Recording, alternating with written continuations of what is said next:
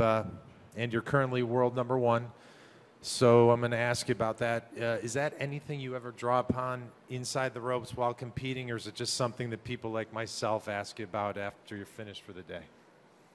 A little bit of both, I think. It's definitely something that's a big accomplishment and something that I'm very proud of.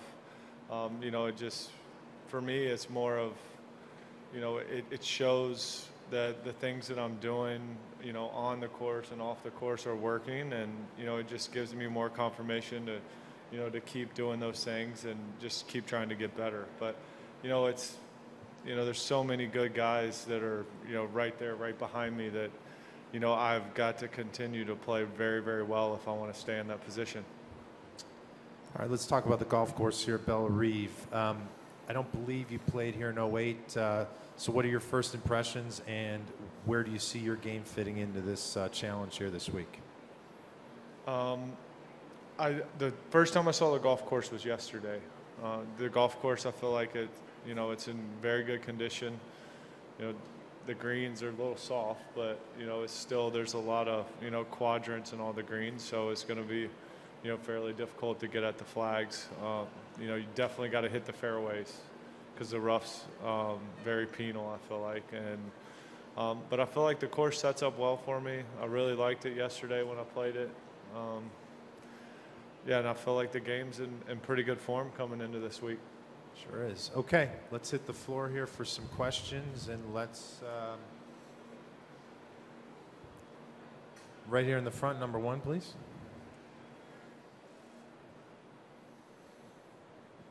Dustin, if you hit the ball where you wanted on this golf course and the way you wanted, how many actual clubs would you need in your bag out of the 14? All of them. So you think there's an occasion you use every club in your bag through this golf course?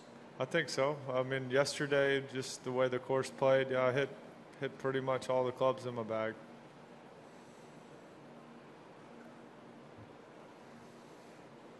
Questions? Back right, number one. Dustin, with this being the 100th PGA Championship and knowing how many of the greats have played in this tournament over the years, what does it mean to you to be playing in the Centennial event? Well, yeah, I mean, it's a big tournament. It's a major. It's, a tournament that we always look forward to playing, and I always look forward to playing in. And, it's one that I've had some success in, and so, it'd be a special year to have a chance to win come Sunday. Craig, bottom left here, please, number two. Yeah, Dustin, with the size of the greens and the bunkers, I'm wondering, are you spending more time this week on lag putting and longer bunker shots? I mean, I kind of practice the short game just, every week, kind of the same that I would this week. But, I mean, yeah, I'll spend a little time in the bunkers because, if you miss greens, a lot of times you could be in a bunker. And, I mean, yeah, the greens are big and there's a lot of slopes in them. So, yeah, definitely spend a lot of time with lag putting.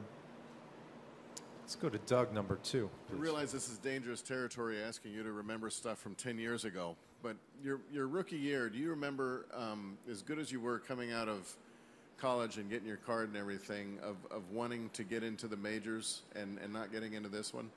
Did you find yourself being kind of wanting results to come quicker? Well, a little bit, because I got off to a really good start. My first year out here, I finished top 10 and, maybe four of the first 5 events, and, which got me into a couple of tournaments. And, so I played well early, and then I didn't play very well through the, kind of from after the beginning of the year till like the playoffs. And so I didn't get in. I think I was really close to getting in this event and didn't get in here. So, and then I remember I missed like a 3-footer at the first playoff event on the 36th hole.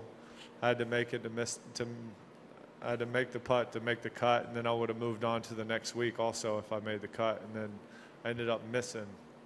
And so I had a few weeks off, and then I came back and I won the first event after a break at Turning Stone. Follow up from number 2 here, please. When you look at, and there's so many more young, really good players coming out of college, what's it, from your experience, what is good expectations for succeeding? How quickly? I mean, I have no idea. It's, you know, the guys out here are so good, and, you know, kind of all depends on how you prepare and, you know, how good the player actually is. I think you learn really quickly if you can compete out here or not, though.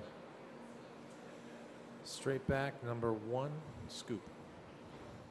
Dustin, this event will obviously move, but for now it is the last major on the calendar. Do you ever come to this event with added expectations or just a little more pressure knowing that this is your last opportunity to add to a major total for another 8 months?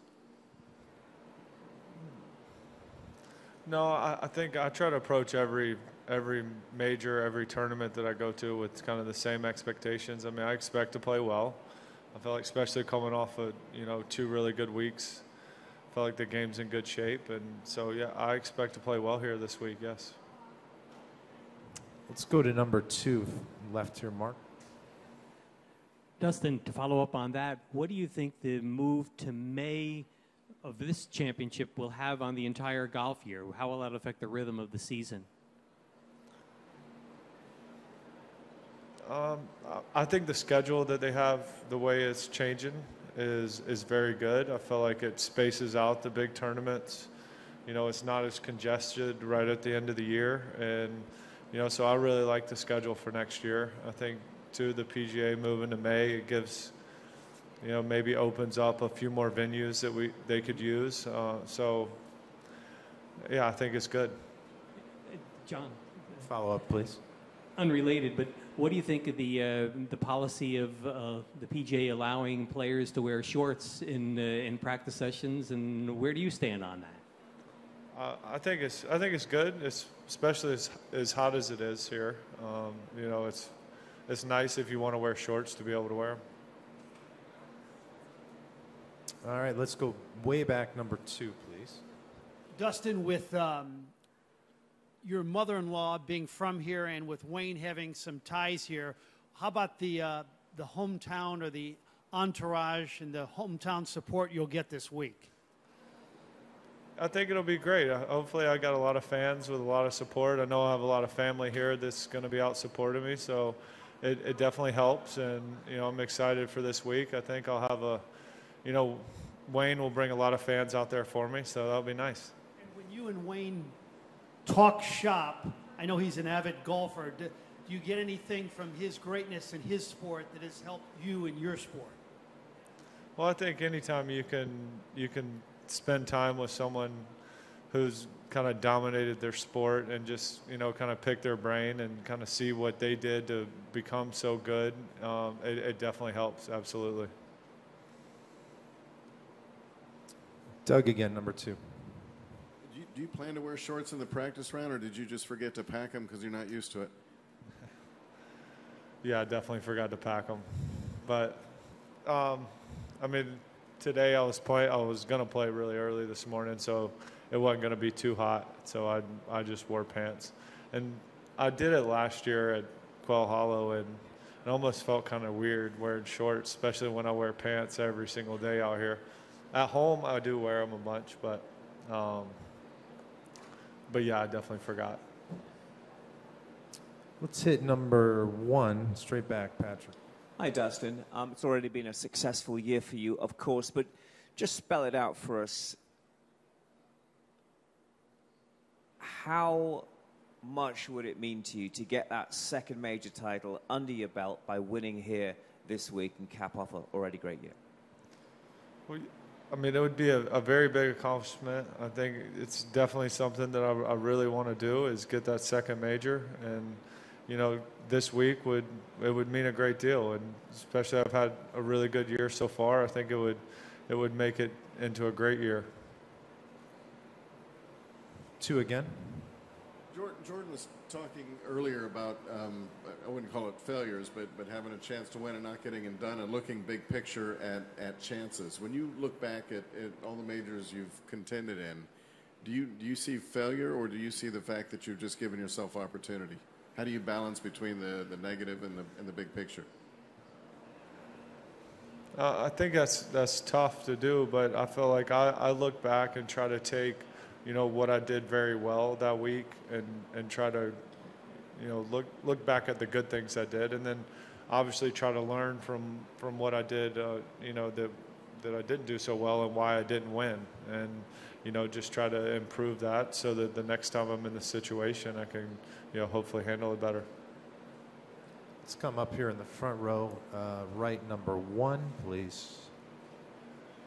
Go back before you won the U.S. Open at Oakmont. If you were looking at the 4 majors, knowing your game and knowing the way they are set up, which of those 4 majors would you have thought would have been the best opportunity for you to win?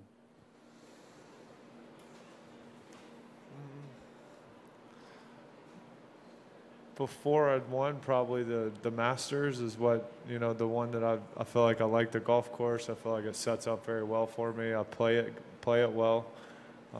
So probably the Masters, but I've had the most success in the U.S. Open. Right behind there, number 1. This morning, Bjorn and Molinari both in some way alluded to that this U.S. team, Ryder Cup team, is shaping up as maybe the best ever. What does that say about the state of golf in the United States? And also, do you think they might have been trying to get that underdog role early? I think both teams are going to be very good when it comes down to if you compare them.